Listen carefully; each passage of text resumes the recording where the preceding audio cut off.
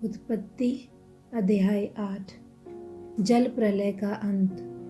परंतु परमेश्वर ने नूह और जितने बनैले पशु और घरेलू पशु उसके संग जहाज में थे उन सबों की सुधि ली।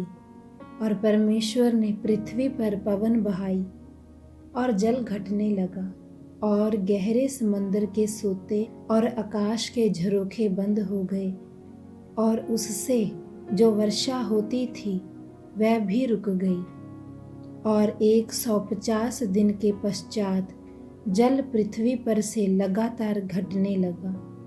7वें महीने के 17वें दिन को जहाज अरारात नामक पहाड़ पर टिक गया और जल 10वें महीने तक घटता चला गया। और 10वें महीने के पहले दिन को पहाड़ों की चोटियां दिखाई दी। फिर ऐसा हुआ कि 40 दिन के पश्चात नूह ने अपने बनाए हुए जहाज की खिड़की को खोलकर एक कौवा उड़ा दिया। जब तक जल पृथ्वी पर से सूख न गया तब तक कौवा इधर उधर फिरता रहा।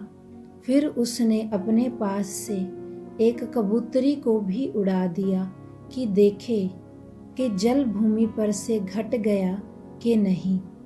उस कबूतरी को अपने पैर टेकने के लिए कोई आधार न मिला तो वह उसके पास जहाज में लौट आई, क्योंकि सारी पृथ्वी के ऊपर जल ही जल छाया था।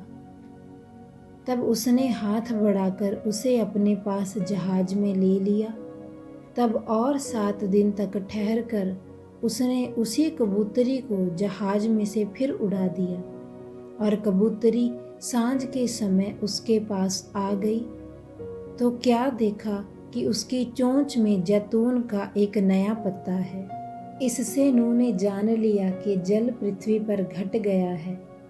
फिर उसने 7 दिन और ठहर कर उसी कबूतरी को उड़ा दिया और वह उसके पास फिर कभी लौट कर नहीं आई। नूह की आयु के 601 वर्ष के पहले महीने के पहले दिन जल पृथ्वी पर से सूख गया। तब नूह ने जहाज की छत खोलकर क्या देखा कि धरती सूख गई है। और दूसरे महीने के 27वें दिन को पृथ्वी पूरी रीति से सूख गई। तब परमेश्वर ने नूह से कहा, तू अपने पुत्रों, पत्नी और बहुओं समेत जहाज में से निकल आ।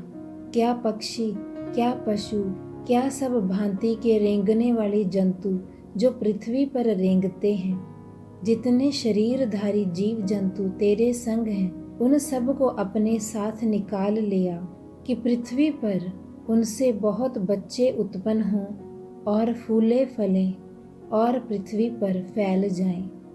तब नूह और उसके पुत्र और पत्नी और बहुएं निकल आईं और सब चौपाए, रेंगने वाले जंतु और पक्षी और जितने जीव जंतु पृथ्वी पर चलते फिरते हैं, सब जाति जाति करके जहाज में से निकल आए।